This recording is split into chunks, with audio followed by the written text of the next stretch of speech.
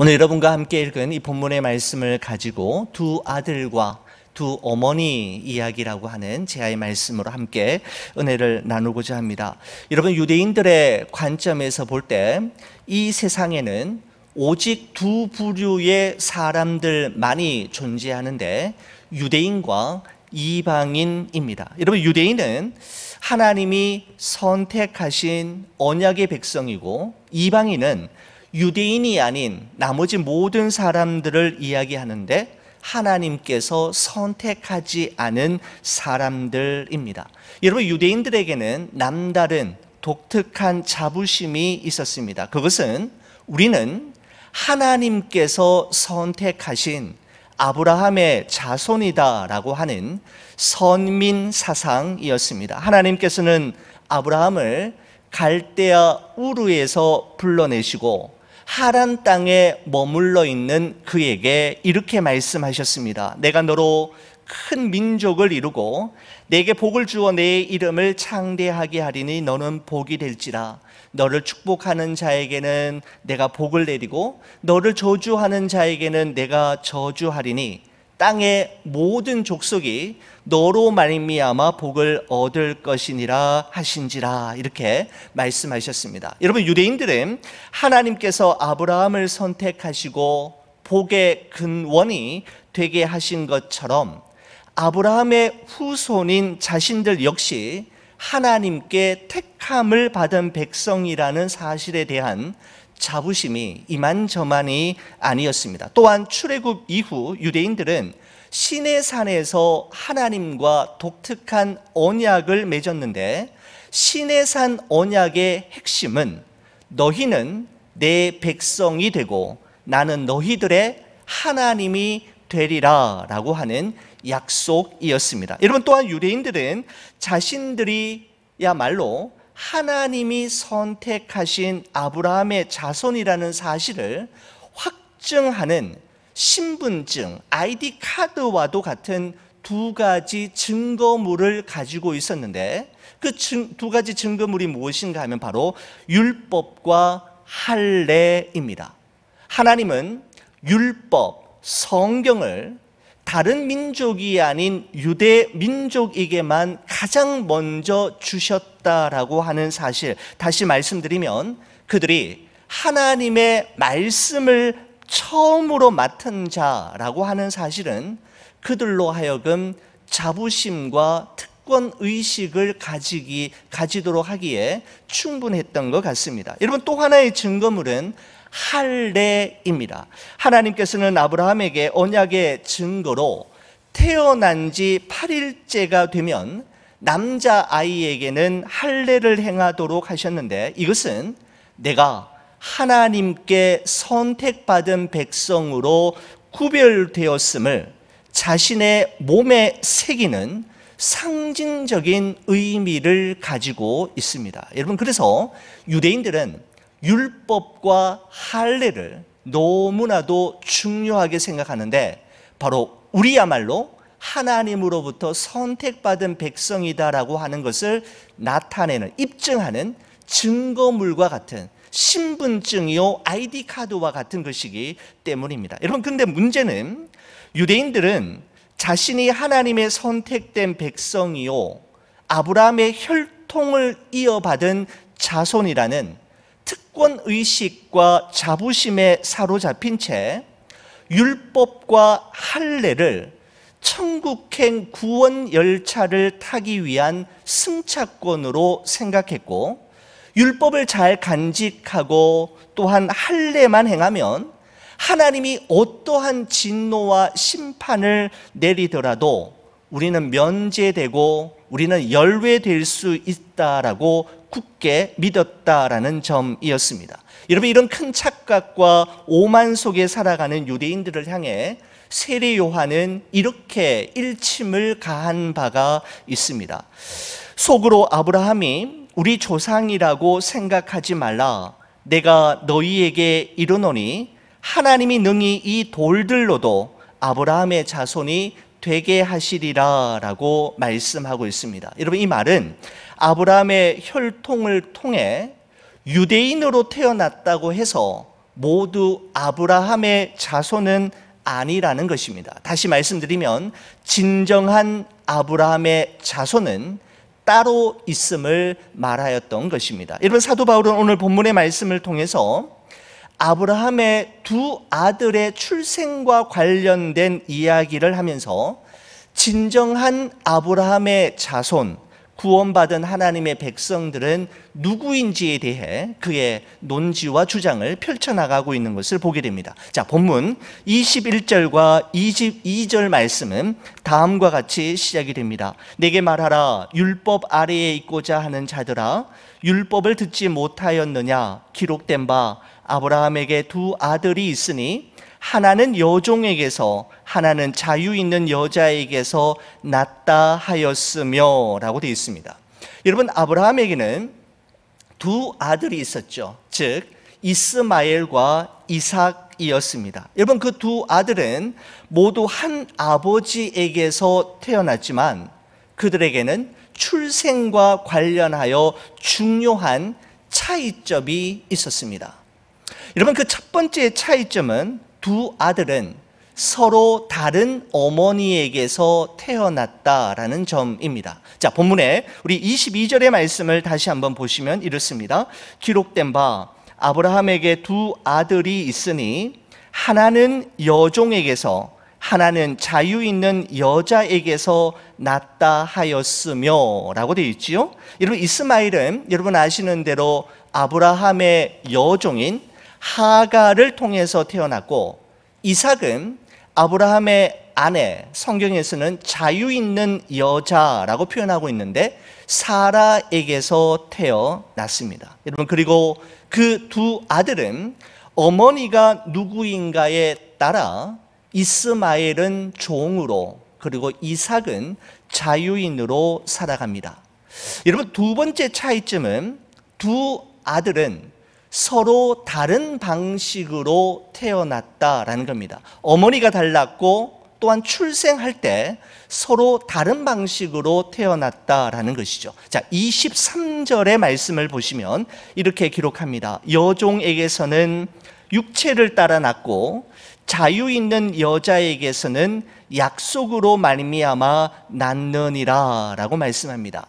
여러분, 여종에게서 육체를 따라 낳았다라는 것은 보통 사람처럼 임신과 출산이라는 생물학적인 과정을 따라 인간의 노력 그리고 인간의 능력으로 이스마엘이 태어나게 되었다라는 것을 이야기합니다. 그럼 반면에 자유 있는 여자에게서는 약속으로 말미암아 낳았다라는 것은 아브라함의 나이 100세, 불임이었던 사라의 나이 90세가 되었을 때 사람의 능력, 사람의 노력이 아닌 하나님의 약속대로 이삭이 태어났음을 말씀하고 있습니다. 여러분, 그렇다고 해서 이삭의 출생에는 임신과 출산이라고 하는 과정이 없었다라는 것을 의미하는 것이 아니라 사람의 능력 또한 사람의 노력이 아닌 하나님의 약속대로, 하나님이 약속하신 대로 그의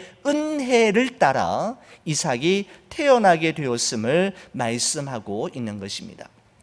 자, 여러분, 사실은 갈라디아서 말씀 중에서 오늘 이 본문이 가장 어려운 본문이라고 합니다. 여러분, 그래서 여러분께 최대한 좀 쉽게 말씀드리기 위해서 노력을 하고 있는데, 여러분, 이 사도 바울의 이 논증과 논지를 잘 이해하시기 위해서는 창세기 16장의 말씀을 우리가 좀 이해해 볼 필요가 있습니다. 하나님의 부르심과 약속을 따라 가나안 땅에 거주한 지 어느덧 10년의 세월이 흘렀던 어느 날이었습니다. 하나님께서는 이미 창세기 12장에서 내가 너로 큰 민족을 이루고 내게 복을 주어 내 이름을 창대하게 하리니 너는 복의 근원이 되리라고 이미 약속하셨고, 창세기 15장에서는 아브라함을 밖으로 데리고 나가셔서 깜깜한 밤하늘에 새하얗게 수놓아진 무수한 별들을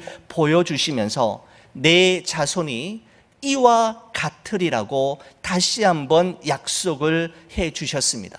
여러분, 그렇습니다. 하나님의 약속은 분명했습니다. 그런데 창세기 16장 1절은 다음과 같은 말씀으로 시작이 됩니다. 우리 창세기 16장 1절 말씀 같이 한번 읽어볼까요? 아브라함의 아내 사레는 출산하지 못하였고 그에게 한 여종이 있으니 애굽 사람이요 이름은 하갈이라, 이렇게 말씀하고 있습니다. 창세기 12장에서 창세기 15장에서 거듭거듭 하나님은 약속하셨고 내 자손이 밤하늘의 무수한 별들처럼 바닷가의 모래알처럼 될 것이다 말씀하셨지만 약속은 분명했지만 현실은 그렇지 못했음을 말씀하고 있는 것입니다. 여러분, 이때 아브라함의 나이는 85세이었고 사레의 나이는 75세이었습니다. 하나님의 약속은 분명했지만 10년의 기다림은 너무 길었고 아브라함과 사레의 나이를 감안할 때 그 하나님의 약속이 이루어지기에는 너무 늦은 시간처럼 이 부부에게는 여겨졌던 것입니다. 10년의 기다림에 지쳐 있었던 사레가 남편이었던 아브라함에게 대안을 제시합니다. 창세기 16장 2절 말씀 우리 같이 한번 또 읽어보겠습니다. 사레가 아브라함에게 이르되 여호와께서 내 출산을 허락하지 아니하셨으니 원하건대 내 종에게 들어가라. 내가 혹 그로 말미암아 자녀를 얻을까 하노라 하매 아브라함이 사레의 말을 들으니라, 이렇게 말씀합니다. 자, 거기 보시면 여호와께서 내 출산을 허락하지 아니하셨다. 여러분, 즉 하나님이 자신의 임신을 막으셨다라고 하는 이 사례의 말에는 하나님에 대한 불평과 불만, 원망이 잔뜩 스며들어 있음을 느낄 수 있을 뿐만 아니라 자신의 제안을 정당화하려는 의도가 숨겨져 있음을 엿볼 수가 있는 것이죠.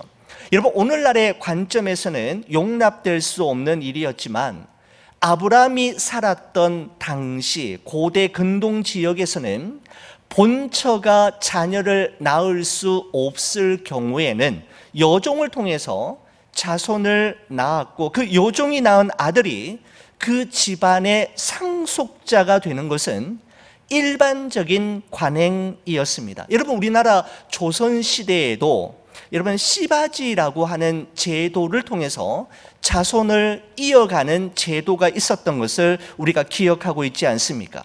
여호와께서 내게 출산을 허락하지 않으셨으니 내 몸종인 하갈을 통해 자녀를 얻으세요 라고 하는 아내 사레의 제안에 대한 아브라함의 대답은 신속하고 아주 간단했습니다. 성경은 아브라함이 마치 기다렸다는 듯이 이렇게 이야기합니다. 사레의 말을 들으니라 라고 이야기합니다. 여러분, 사실 아브라함이 아내의 말을 듣자마자 동의한 것이 문제가 되기는 하지만 당시 그들의 상황을 고려해 볼 때 사레의 제안이나 아브라함의 동의와 결정이 전혀 사리에 맞지 않는 것은 아닙니다. 여러분, 왜냐하면 아브라함과 사레의 나이는 사레는 이미 10년 동안 기다린 상태였습니다. 충분히 기다린 것이죠. 또한 아브라함의 나이 85세, 사레의 나이 75세를 감안할 때 생물학적으로 자녀를 가지고 출산하는 것은 불가능한 나이이기 때문입니다. 여러분, 더 늦어지기 전에 어떤 빠른 다른 대안이 필요했던 것이죠. 여러분, 그리고 아내가 먼저 제안한 일이었을 뿐만 아니라 당시 사회적 관습으로 볼 때 일반적으로 용인되는 일이었습니다. 여러분, 마지막으로 사레의 제안과 아브라함의 동의와 결정이 합리적으로 보이는 이유는 하나님께서 이런 방법으로라도 자녀를 줄 수 아니었다고 생각할 수 있지 않겠습니까?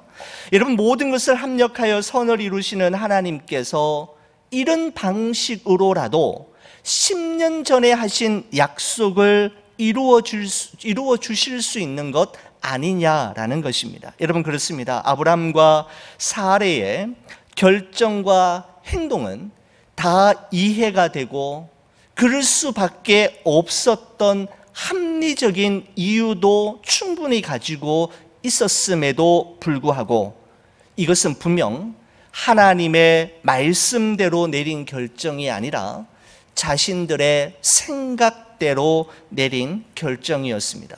저는 이 창세기 16장 말씀을 묵상할 때마다 참 안타까운 것은 이 중요한 결정을 앞두고 아브람과 사레 부부가 함께 기도하지 않았다라고 하는 사실이 너무나도 안타깝습니다. 하나님께 제단을 쌓고 기도에 무릎을 꿇고 정말 하나님의 생각이 무엇인지, 하나님의 뜻은 어디에 있는지 두 부부가 기도하는 시간을 가졌다면 인류의 역사는 또 어떻게 바뀌어졌을지 모를 것입니다. 여러분, 그렇습니다. 굳이 하나님의 도움이 없어도 되고 하나님의 때까지 기다려야만 하는 불편함과 막막함을 더 이상 원하지 않는 사람들 앞에 보이기 시작하는 쉬운 길, 빠른 길, 넓은 길은 하갈입니다. 여러분, 그리고 많은 사람들이 바로 그 하갈을 선택합니다. 하나님의 약속과 나의 현실 사이의 거리와 갭이 너무 멀어 보이고 커 보이고 불가능해 보일 때 우리는 빨리 가는 길이 없을까, 쉽게 가는 길은 어디인가를 생각하는 순간 하갈이 보이기 시작하고 그 하갈을 통해 문제를 해결하려고 하는 습성이 우리에게는 있기 마련입니다. 여러분, 이렇게 해서 태어난 사람이 누구입니까? 바로 이스마엘입니다. 아브라함은 86세에 여종 하갈을 통해 오늘날 아랍 민족의 조상인 이스마엘을 낳게 되었고, 아브라함의 나이 100세가 되었을 때 아내 사레를 통해 이스라엘의 조상인 이삭을 낳게 됩니다.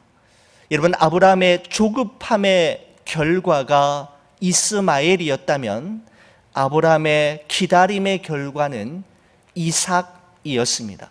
여러분, 서두름과 조급함은 우리에게 항상 후회와 아쉬움, 실망과 아픔의 흔적을 남기기 마련이지만 인내와 기다림은 항상 우리에게 감사와 기쁨 그리고 만족을 가져다 주는 법입니다.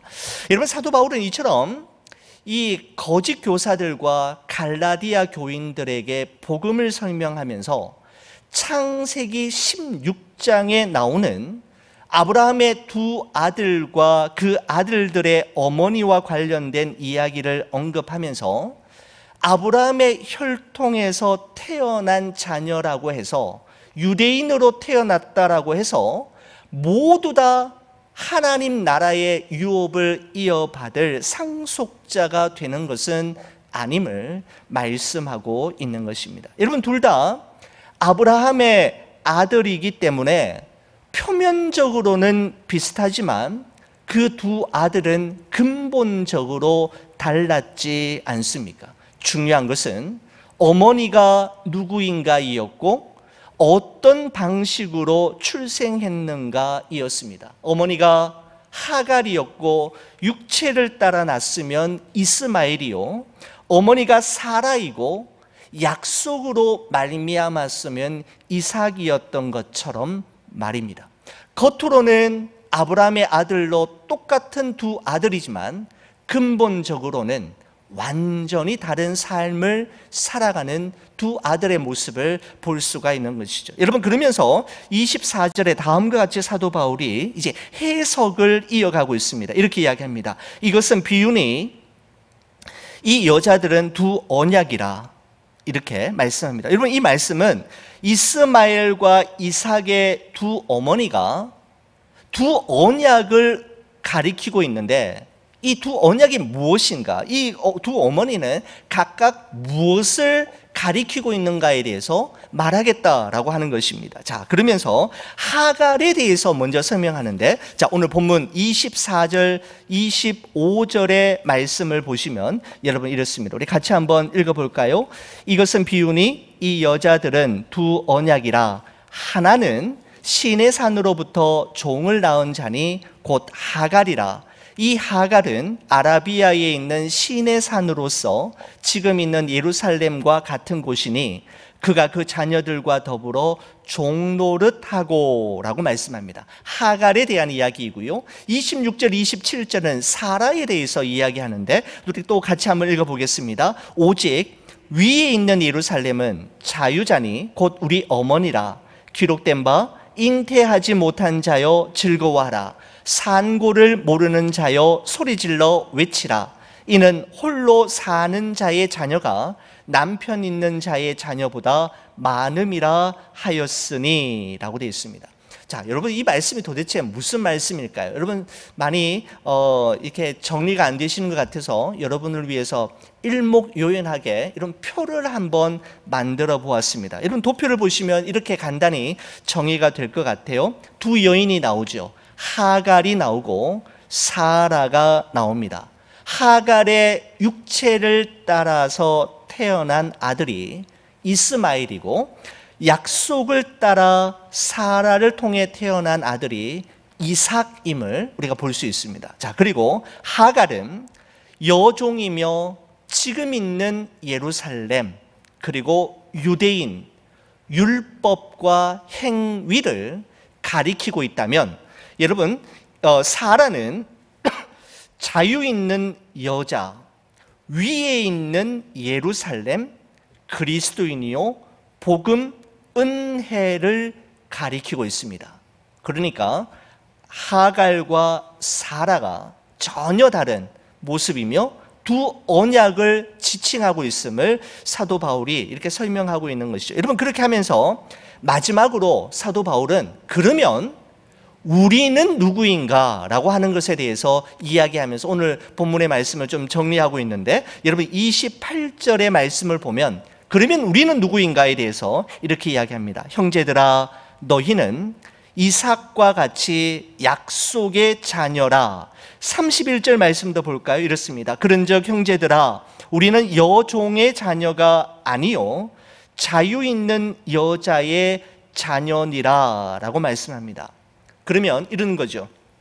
우리는 육체를 통해 태어난 이스마엘이 아니라 약속을 따라 난 이삭이며 여종 하갈의 자녀가 아닌 자유 있는 여자 사라의 자녀로서 바로 아브라함의 유업을 이어받게 될 하나님 나라의 상속자라고 이 사도 바울이 말씀하고 있는 것입니다. 여러분, 이처럼 28절과 31절이 그러면 우리는 누구인가, 우리 정체성에 대해서 말하는 거라면, 그 사이에 있는 29절과 30절 말씀은 우리가 아브라함의 유업을 이어받을 하나님 나라의 상속자가 되기 위하여 우리가 지불해야 할 대가가 있음을 말씀하고 있습니다. 자, 여러분, 우리 29절과 30절 말씀 우리 같이 한번 읽어볼까요? 시작. 그러나 그때에 육체를 따라 난 자가 성령을 따라 난 자를 박해한 것 같이 이제도 그러하도다. 그러나 성경이 무엇을 말하느냐? 여종과 그 아들을 내쫓으라. 여종의 아들이 자유 있는 여자의 아들과 더불어 유업을 얻지 못하리라 하였느니라 라고 말씀하고 있습니다. 자, 여러분, 이 말씀을 우리가 좀 이해하시기 위해서는 창세기 21장에 있었던 사건을 우리가 좀 언급할 필요가 있는데, 창세기 21장 8절 9절의 말씀에 보면 이런 말씀이 있습니다. 아이가 자라매 젖을 떼고, 여기서 아이라는 것은 이삭을 의미합니다. 이삭이 이제 태어난 거죠. 아이가 자라매 젖을 떼고, 이삭이 젖을 떼는 날에 아브라함이 큰 잔치를 베풀었더라. 사라가 본즉 아브라함의 아들 애굽 여인 하갈의 아들 이스마엘입니다. 하갈의 아들이 이삭을 놀리는지라 라고 되어 있습니다. 이스마엘이 이삭을 놀렸던 것을 사도 바울은 하나님의 백성을 박해하는 것으로 표현해서 말씀하고 있는 것입니다. 여러분, 아브라함의 나이 86세에 이스마엘이 태어났고, 아브라함의 나이 100세가 되었을 때에 이삭이 태어난 것을 감안할 때, 이삭이 태어났을 때 이스마엘의 나이는 14살이었을 것입니다. 여러분, 아브라함이 살았던 당시 고대 근동 지역에서 아이가 젖을 떼는 시기가 보통 3살 정도이었던 것을 감안한다면, 창세기 21장에 나오는 이 본문의 사건, 큰 잔치가 있었던 그날 이삭의 나이는 한 3살 정도였을 것이고, 이스마엘의 나이는 한 17살 정도이었을 것입니다.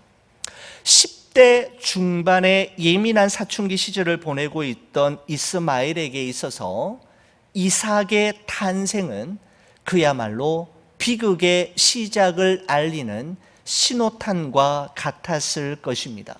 여러분, 이삭이 태어나기 전만 해도 이스라엘은 아브라함을 비롯한 온 가족의 관심과 사랑과 총애를 한 몸에 받고 있었고, 이제 아브라함 아버지가 이 세상을 떠나면 장자로서 물려받게 될 법적인 상속권도 가진 사람이었습니다. 여러분, 그런데 말도 안 되는 일이 일어나게 된 것이죠. 아브라함의 나이 100세, 사라의 나이 90세가 되었을 때 아기가 태어나다니요.